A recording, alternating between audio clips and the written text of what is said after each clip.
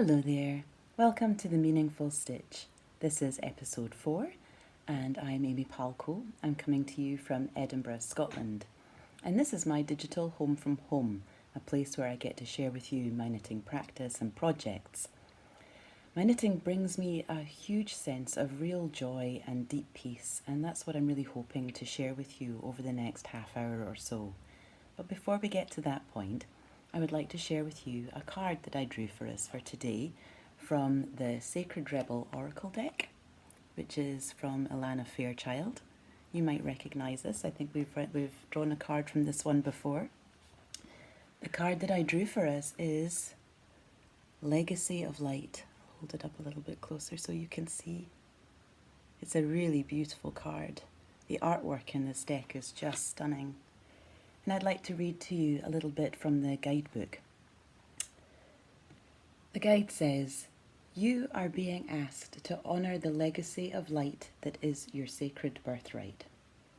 Take nourishment and support from those that have come before you, your ancestral lines not only in blood but also in spirit.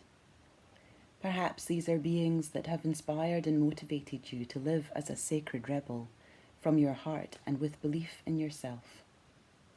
The more you are nourished by this legacy of light from your past, the more you become a bearer of the legacy for those that will be supported by your light in the future.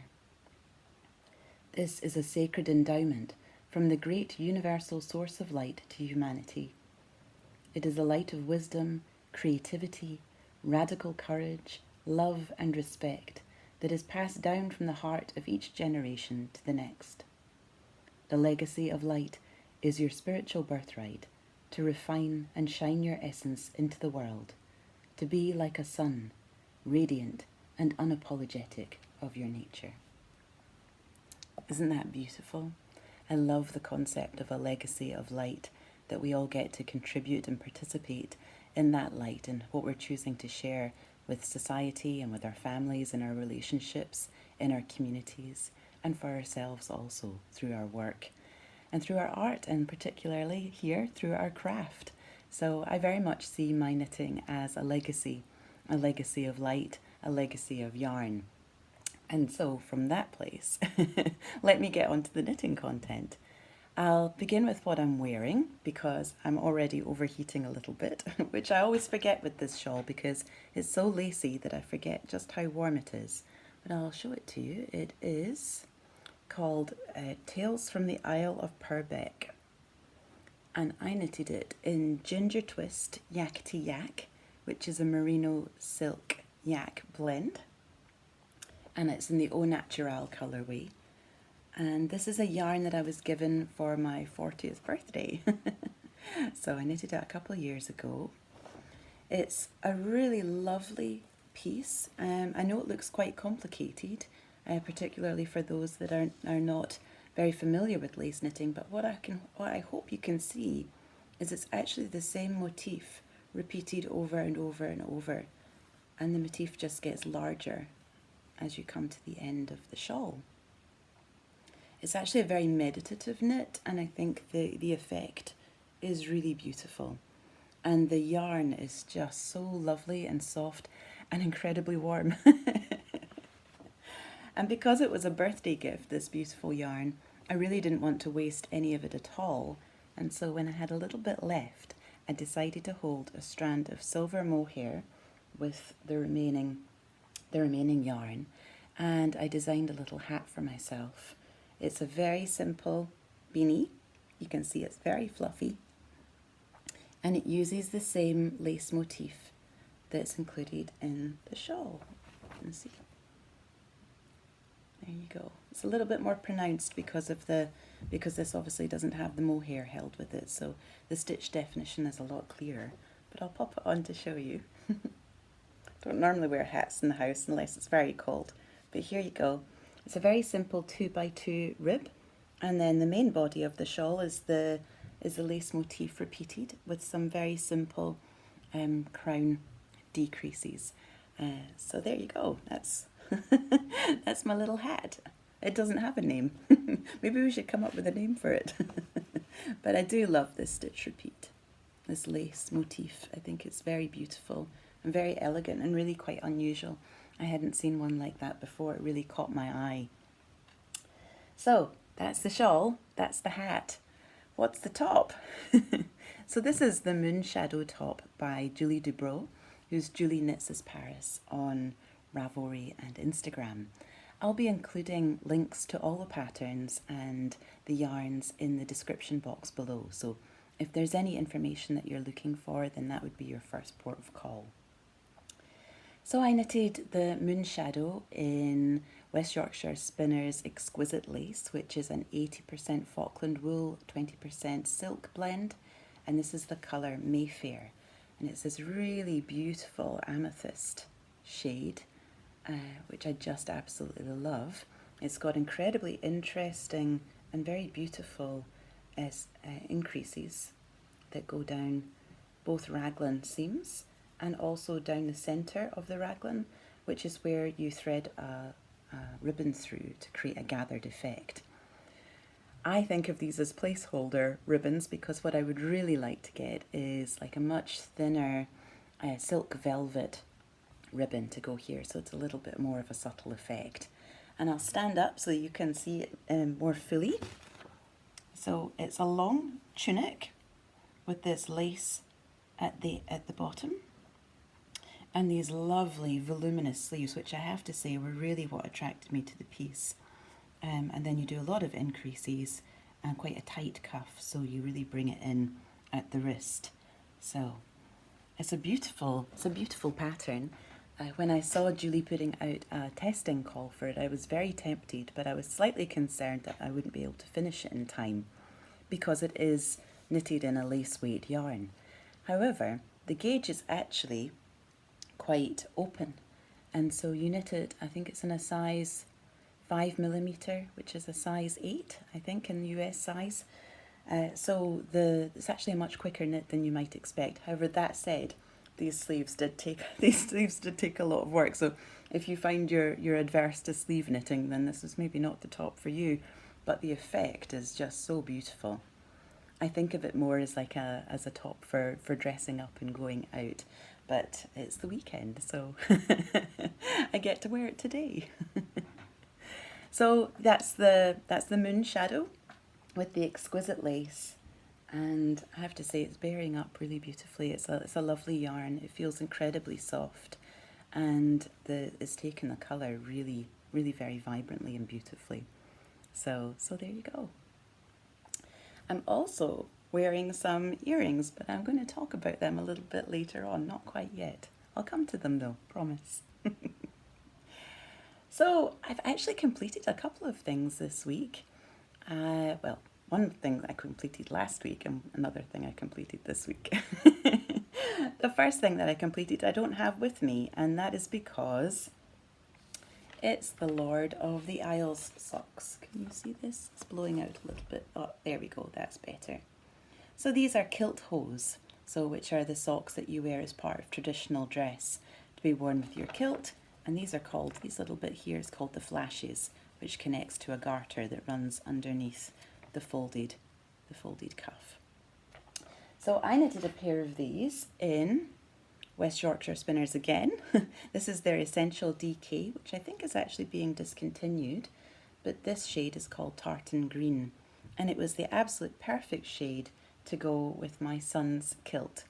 So my son turned 21 last week, and we collected his kilt that we had commissioned for him, and he got to choose all the other parts and pieces with his to go with his outfit. So his jacket, his waistcoat, his sporran, his shoes, his ski and do, which is the little dagger that goes down the side of the socks, and I got to give him his kilt socks that I had made for him. I really loved this pattern, I think mostly because of this incredibly beautiful cable repeat that runs up the outer edge, the outer leg. And it looks like a series, well, I think it looks like a series of interlocking hearts, and almost like a strand of DNA perhaps running right up the centre. And I think that's a lovely representation for the intentions that I wished for him as I was knitting those socks. that he would be able to lean forward into his life, step across this threshold and lead with love. And that's what I hope for him. So it was a lovely event. We got to celebrate in quite a quiet way because, of course, we're still experiencing restrictions from the COVID outbreaks, so which is unfortunate, but we did still have a lovely time. So yes, so that was the Lord of the Isle socks knitted in the West Yorkshire Spinners Essential DK.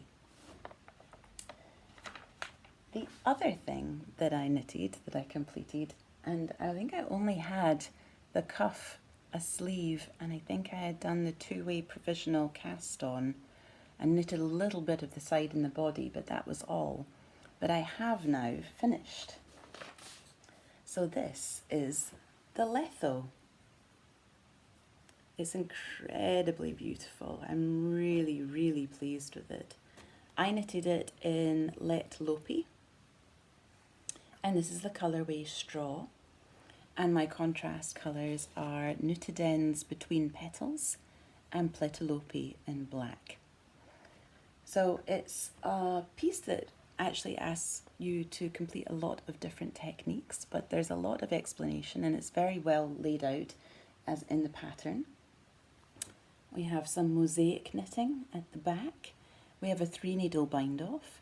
We have, as I mentioned, the two-way provisional cast on, which is something I had never done before. So that was a new to me skill.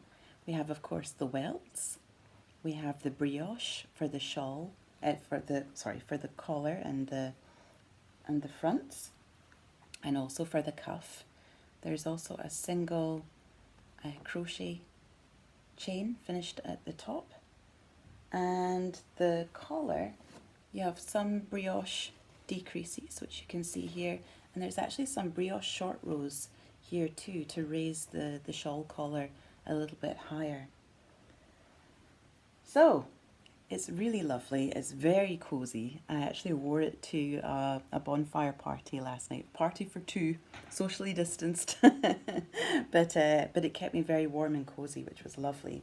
I'll pop it on so that you can better see it. I knitted it in the medium size, so I would say that for me there's probably less ease than there is recommended or is pictured on the model. But I really like that because it fits beautifully underneath my big black coat, my wool coat, as it did last night. So as you can see, let's move my hair out the way. As you can see, the collar at the back there really rises up and hugs the back of your neck. The welts sit beautifully on the shoulder, I think.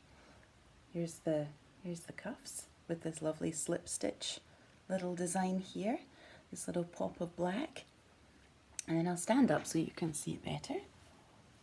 Okay, so I have bought and wore yesterday with it this lovely shawl pin, and it's a haya shawl pin, but it basically just goes like that, and it's a ginkgo leaf, and it is a copper one to go with this beautiful yarn from Nutiden, which I just love. I'll show you the back.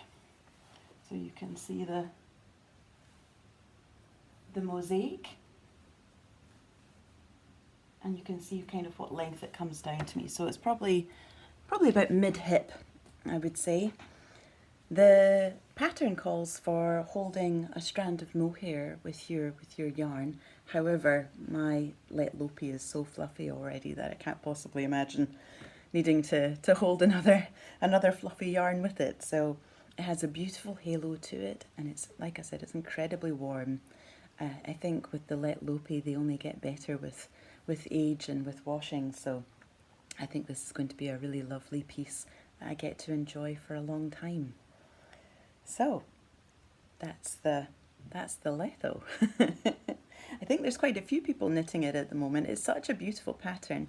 When I saw photographs of it appearing on Instagram, I was really waiting for the pattern to finally come out, and the day that it did, I bought it before I even left my bed. So I was particularly excited to be knitting on it, and I do really love the result. So very pleased with that one, but I'm going to take it off because it is very warm. I love this lovely Icelandic yarn. Okay, so I finished the kilt hose and I finished the letho. So those are two big projects that I'd kind of been working on for a little while, and I'm also still working on another very large project, which you have seen plenty times before, but I'm going to show you again because I started adding in my second colour. And so I wanted to share with you what that was looking like and how it was playing with the first colour. Can you guess what it is? It's the half and half triangles wrap. Now I'm knitting this as part of the Caddy Jack's half and half wrap cal. So if you would like to join that, that's certainly open to you. Here is mine. So I'm all tangled up here. There we go. I have my very large first triangle. Look at this thing. Goodness me. Okay, and I have started the second triangle. So as you can see, I haven't got very much done. I think I just spent one evening after dinner. I cast on the darker shade, the cinnamon. This is the cinnamon, and this is sweet pea. So let's hold it up so you can see better how the two colours are playing together, and also so you can see the edge or the meeting point that's being created by these short rows. So this is going to be huge. And I do love a huge shawl. I love a generous shawl. In fact, my friend Jen calls them stealth blankets. So I think I'm going to knit myself a number of stealth blankets of different patterns and different yarns, because I do think that as we move through winter, we're going to be asked to socialise outdoors a little bit more, a bit like I did last night at the bonfire. And so that calls for stealth blankets, or schlankets, I've also heard them called, a cross between a shawl and a blanket. So this is definitely going to be one of those, and I think it's going to be incredibly cosy. I'll show you an image of the pattern. It's a Pearl Soho pattern. There you go, you can see, so this is it folded over, so you can see two different shades of orange that it's been knitted up in. And it's a free pattern. The pattern calls for Pearl Soho's linen quill. However, linen quill is not really very available to me over in Scotland, and so I decided to use Holst Super Soft instead. And the Holst Super Soft is a really interesting yarn. It's from Denmark, and it has quite a dry handle to it. It doesn't feel super soft at this particular point, but I've been reliably informed that the magic happens in the washing and in the blocking, and that it blooms really beautifully. It does actually still have its spinning oil in it, so that's actually some of what you can feel as you knit with it. So I'm really interested to see how that works out, and as you know, I have picked up some more Holst Super Soft in the meantime, but I'll talk about that in a couple of minutes. Because my other project that I'm working on just now is The Birds of a Feather Shawl by Andrea Mowry. Now my mum gifted me some beautiful La Bien-Aimée yarn, which I can show you here, in 3 different colours. So we have Goldenrod, Rust and Kitsune. Jacqueline Wilson, who's a viewer of The Meaningful Stitch, got in touch to tell me that kitsune means fox in Japanese. So there you go, it's a lovely foxy red. I love knowing that. So there we go. This is the Helix yarn, which is a Falkland-Gotland blend, and it's incredibly lovely to knit with, I have to say. It's a real joy. And the other thing that she bought me was a skein of the mohair silk from La Bien-Aimée in Rust. And we decided that we were going to knit Birds of a Feather shawls. And we didn't agree beforehand what order we were going to use the yarns. And so our shawls will differ subtly. But this is what I have so far.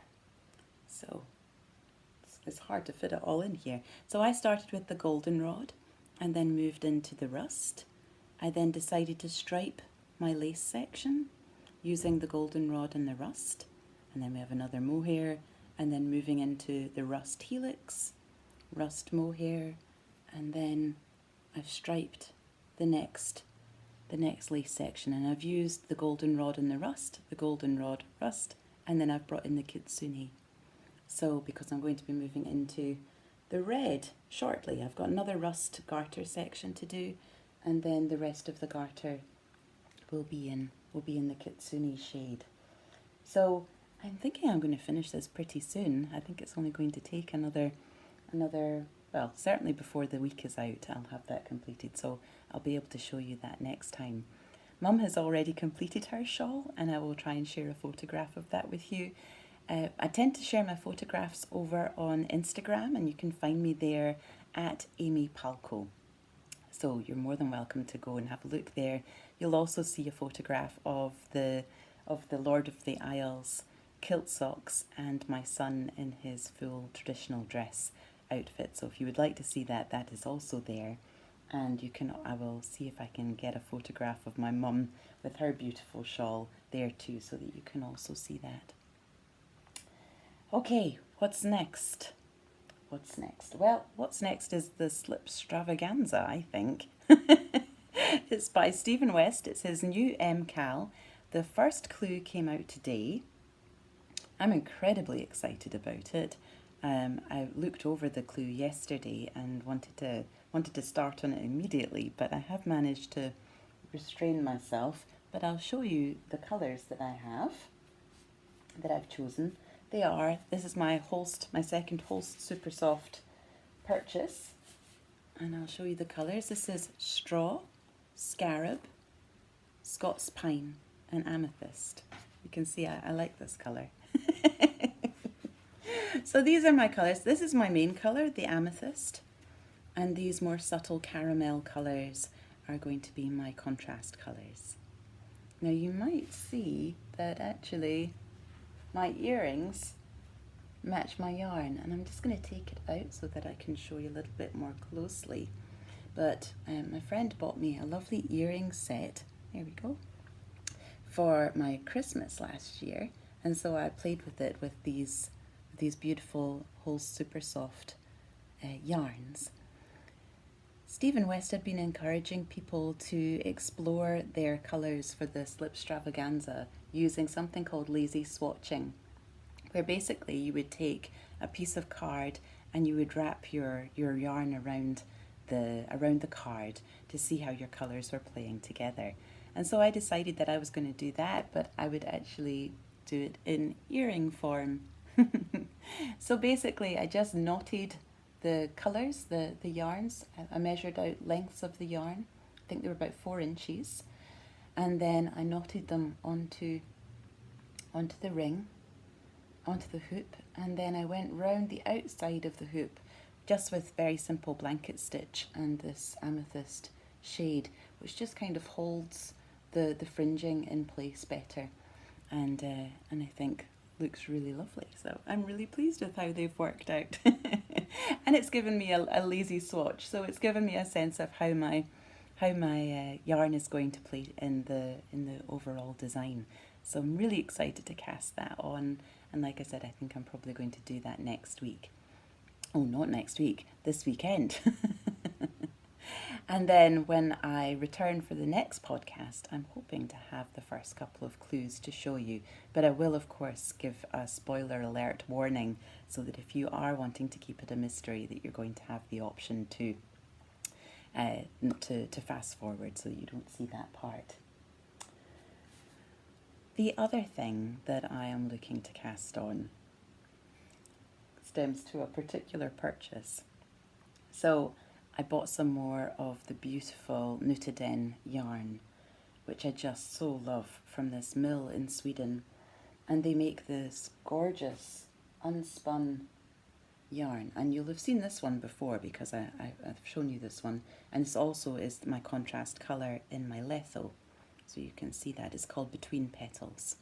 So I had 3 plates of this, and this is what I have left of the first plate. So really didn't use very much for my Letho as that second contrast colour. And then the other month there, I also purchased this one, which is called Lavendula Calendula. And this is lovely shade of purple with some slightly orangey warm tones through it, which look really beautiful next to the between petals. Really picks it out. And when I ordered this one, I was gifted this little piece of yarn to go with it, which is a gorgeous purpley shade, purpley pink shade. So you can start to see they're going together really lovely. And then the most recent release from Nutiden offered something called Lucky Charm bags, and I just could not resist. So these Lucky Charm bags were 350 gram bags, and it's full of these. So this is like a golden shade, which I think is called Footprints in the Sand, and some white in the centre, creamy white called Salt. And then we have these as well, which is called this, I think it's called Raspberry Crush, and Salt, and the Footprints in the Sand. So I'm looking at marling these together in a variety of different combinations for, let me find my page, there it is, a marled magic shawl. So October is looking like a Stephen West festival in my house. So I've knitted the marled magic shawl before. In fact, I've knitted a marled magic jumper before, which I'll be sharing with you in a couple of weeks' time, I think. But it's an incredibly enjoyable knit.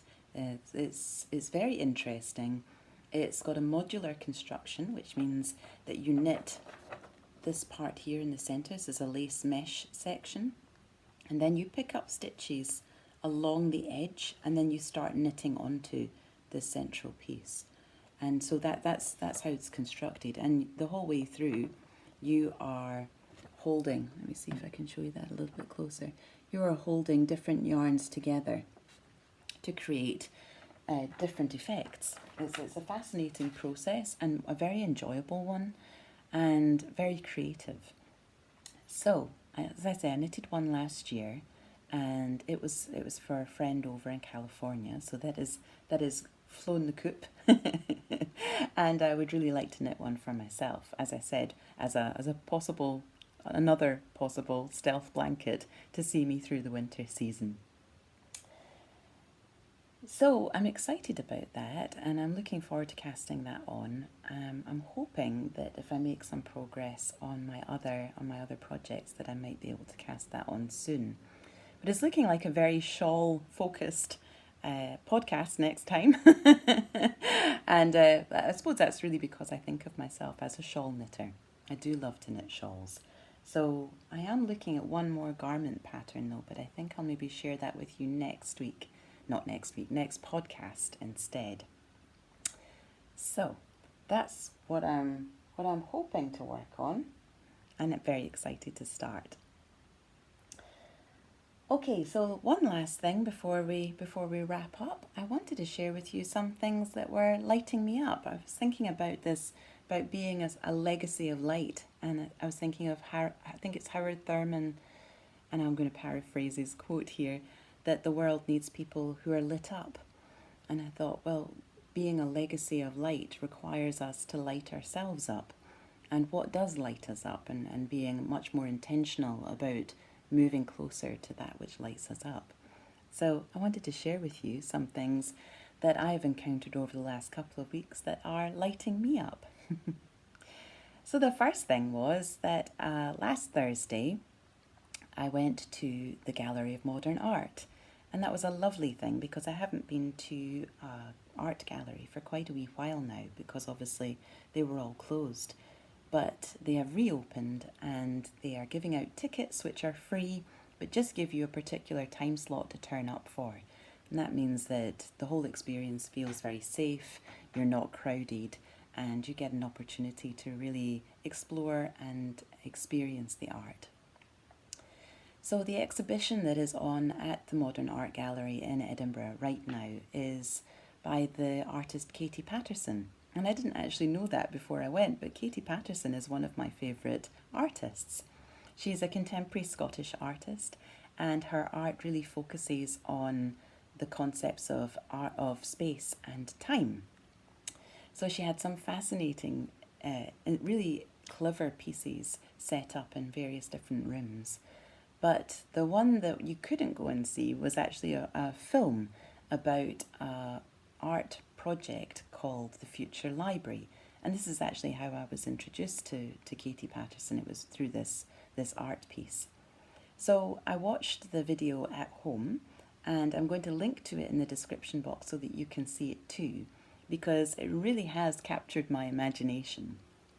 So the idea behind it is that a number of trees in a Norwegian forest have been cut down, and the wood has then been used to create a special room in the new National Library in Oslo.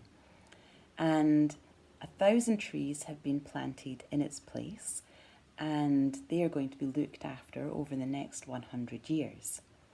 Every one of those 100 years, there is an invitation offered to an author to contribute a piece of work that hasn't been seen before, that hasn't been published.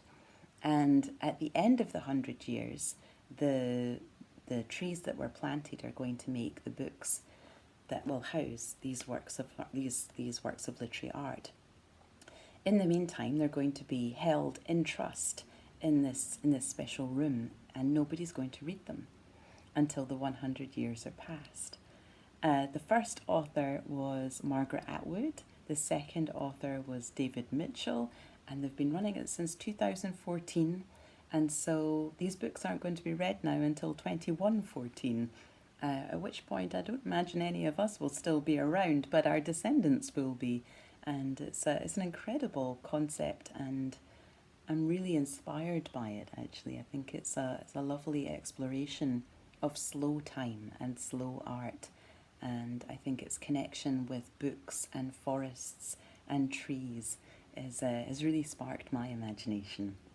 So I'll share the video for that in the description box so that you can go and explore that too, because I think you might enjoy it. The second thing that has been lighting me up is an audiobook by Roman Krasnarek called The Good Ancestor. In it, he explores concepts of cathedral thinking and of intergenerational justice, of deep democracy, about sustainable economics, lots of really fascinating concepts. He uses a lot of case studies, so it's very approachable. It's very easy to listen to. I didn't feel like I was getting lost, as you sometimes can with a non-fiction book that's being delivered in audio format. But it really does ask us, what does it mean to be a good ancestor? What does it mean to contribute positively towards the future? And I think that's something that we all need to be thinking about, particularly if we're going to be legacies of light. Then how we show up now is absolutely key in how our descendants are going to be able to live and enjoy fulfilling and sustainable lives for themselves. So, slurp of my tea.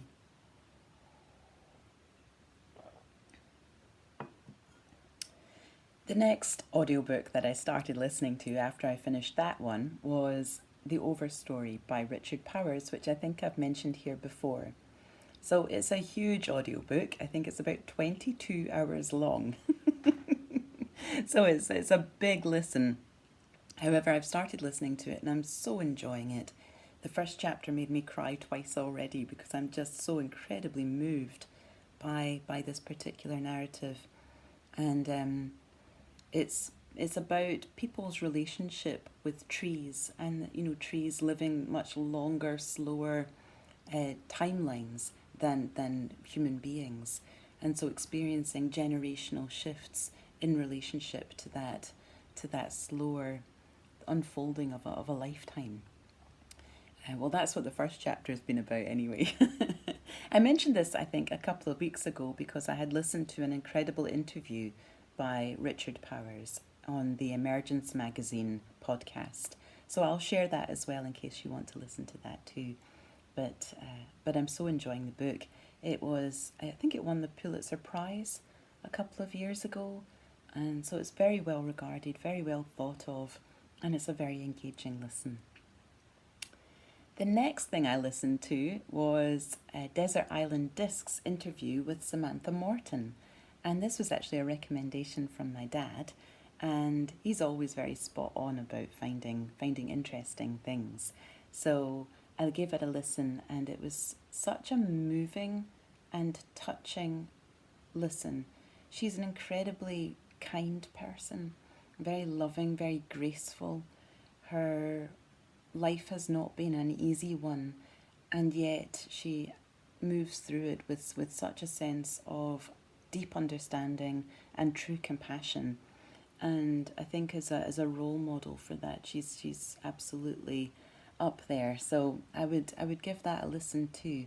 Desert Island Discs, if you don't know, is a long running show on BBC Radio where celebrities are interviewed and asked if they were sent to a desert island, what are the 8 songs they would take with them?